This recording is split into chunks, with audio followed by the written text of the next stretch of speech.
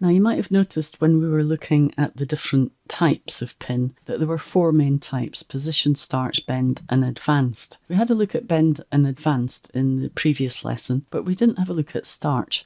Now starch is really great. For example, if we have a look at these hands, notice because I smoothed them, they're wiggling about a little bit. So if I want to stop that happening, I could just change my puppet pin to starch, and you'll see that the keyframes disappear. Okay, so it stops jumping about and then it just kind of hangs. You might think, oh, well, that's great. So I haven't got it jumping about. That's much better. Downside though is I can't actually move that now. There's no position value. So if I wanted to swing the arm back and forth, I can do it with this one, but I can't do it with that one. So you have to be a little bit careful with starch. We're going to use it, but we're not going to add it to an existing point. What we're going to do is add some new ones. And the places we're going to add them are to the legs. You'll notice here that the boots are deforming a little bit too much, and we're not really getting a decent bend in the knees. So by adding a starch pin in between the knee and the ankle and the knee and the belly, we can create a kind of straighter edge. To do that, I'm going to go up here, and you'll notice that you've also got the different pin types up here. So there's the 4 different pin types plus the overlap pin, which we'll have a look at later. So I'm going to select the starch pin tool, and I'm going to add one here.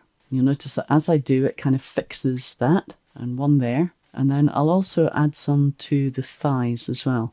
So I've added 4 pins. I'm going to rename them. As I said, really important to rename them. So we'll call that right shin, left shin, and then we've got right thigh and left thigh.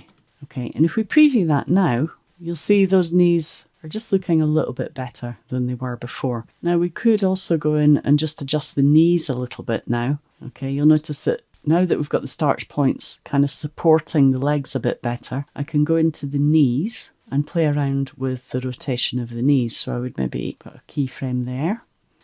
At this point, I might want to rotate it back, and you'll notice that the knee's just bending a little bit too much in the wrong direction. So what I'm going to do is just drag that forwards a little bit. And you'll notice that it just really helps with that knee bend. And then I can also move that foot back a little bit. Now obviously you want to be careful because you're going to have to keyframe that by hand. But if you want to, you can go through and just tweak those values. So that's how you can use the starch pin just to give you a little bit of extra control over the character.